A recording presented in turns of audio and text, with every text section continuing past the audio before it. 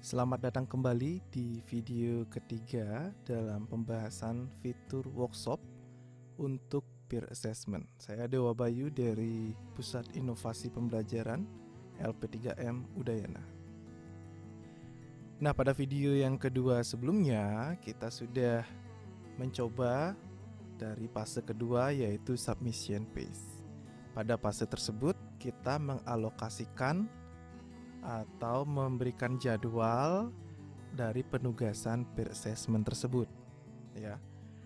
Nah, untuk mempermudah kita mencontohkan di sini pada video ini, saya melakukan modifikasi sedikit dari penjadwalan pada video kedua, yang mana submission hanya dilakukan atau peer assessment hanya dilakukan untuk satu assignment aja, ya, untuk satu submission saja. Jadi setiap mahasiswa hanya wajib untuk menilai satu rekan mahasiswa yang lain. Nah, karena dia sudah otomatis untuk pindah dari submission phase ke assessment phase, itu yang kita atur di dalam availability pada setup phase, maka sekarang Anda lihat bahwa dicontohkan pada kasus ini hanya ada 3 mahasiswa yang mengupload tugas, maka sistem akan otomatis memberikan jadwal atau memberikan pembagian tugas dari 3 mahasiswa ini. Nah, kalau Anda lihat dari satu mahasiswa yang pertama, dia ada yang dimaksud sebagai grades received dan grades given. Nah, grades received ini nilai yang didapatkan dari temannya, ya. Dan grades given ini nilai yang diberikan ke temannya. Nah, ini kalau Anda lihat, padahal tadi dikatakan satu orang hanya perlu mereview satu. Ya, kan di sini ada 2 karena termasuk dirinya sendiri. Karena kita tadi mencentang adanya self assessment dalam penilaian tersebut, ya.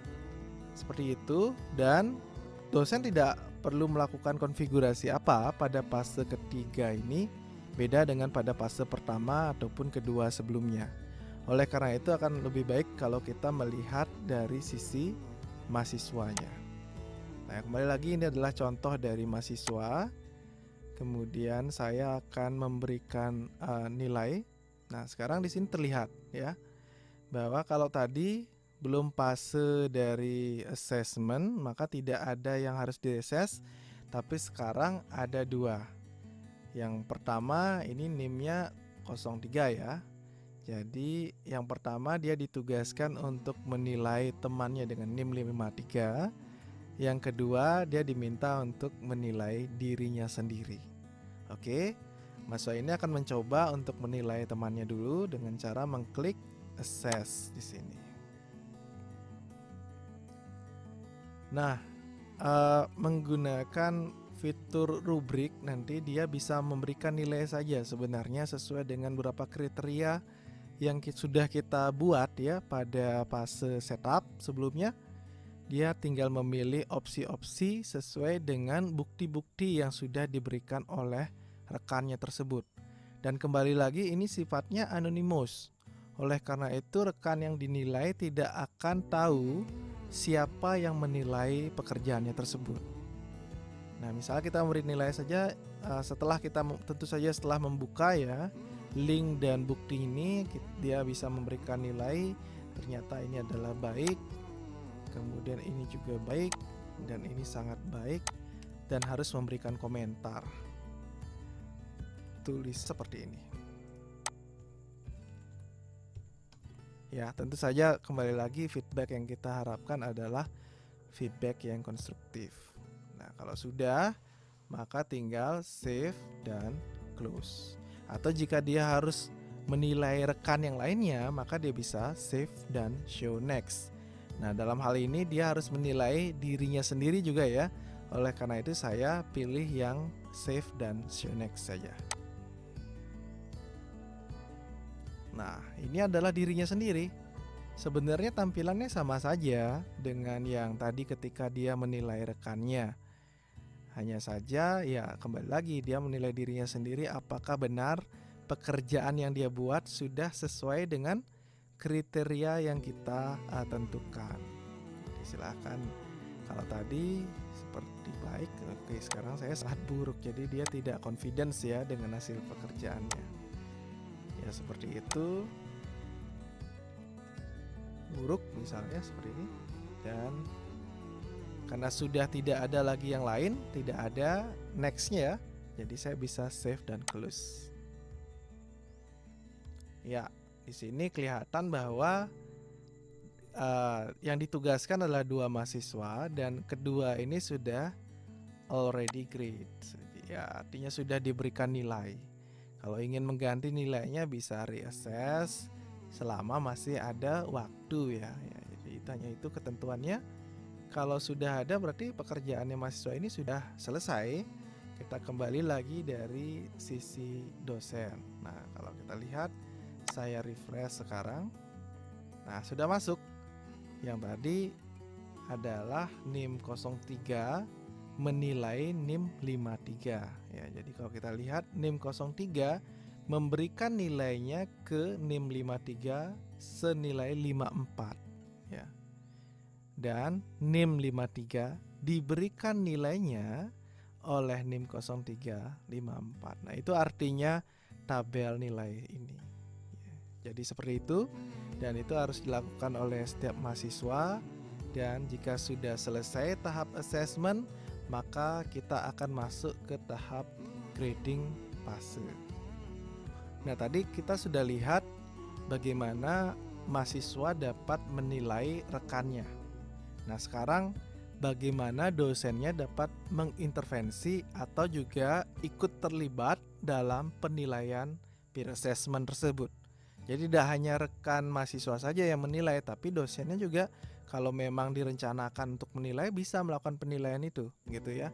Atau mungkin dia juga bisa memberikan nilai penilaian atau kinerja dari satu mahasiswa yang mungkin dirasa kurang baik. Nah, ini biasanya ada sengketa-sengketa. Kalau memang ada mahasiswa yang mengeluh gitu, maka ya tidak harus membuka siapa yang meriksa, tapi dosennya bisa mengecek langsung dan memberikan perubahan nilai ya, yang jika dirasa kurang baik. Nah, misalnya ini adalah dosen ingin memberikan nilai ya. Misalnya saya ingin memberikan nilai dari mahasiswa yang pertama ini. Maka saya tinggal klik judul tugasnya. Kemudian setelah saya klik judul tugasnya, di bagian bawah ada assess. Ya, jadi saya bisa menilai juga selain mahasiswa. Kalau kita lihat di bagian bawah ini ada ya penilaian dari, nah ini NIM 03 ya. NIM 03 ini hanya terlihat oleh dosen. Jadi kalau yang dinilai tidak akan bisa melihat siapa yang menilainya ya. Nah, kita berikan nilai, dosen memberikan nilai dengan mengklik assess. Nah, kalau dilihat tampilannya sama ya, tidak ada perubahan, sama saja. Namun yang membedakan mungkin satu di bagian paling bawah, yaitu ada bobot penilaian. Defaultnya adalah 1, itu artinya bobot penilaiannya sama seperti mahasiswa lainnya 1. Tapi kalau Bapak Ibu mendesain penilaiannya itu memiliki bobot lebih besar untuk dosen, karena mungkin dosen dianggap lebih paham ya, lebih memahami maksud dari rubrik penilaiannya, maka tentu saja bobot penilaiannya bisa diganti menjadi 2 ya. Jadi seperti itu kalau sudah memberikan nilai. Jadi saya simpan dan close. Nah, di sini akan kelihatan bahwa sekarang dosennya sudah memberikan nilai senilai 23 dengan bobot 2. Dan ini juga akan menjadi nilai yang diberikan oleh dosen ini juga akan menjadi bagian atau variabel dalam menentukan nilai dari kinerja si penilai, si reviewer ini untuk menilai mahasiswa yang dinilainya ya.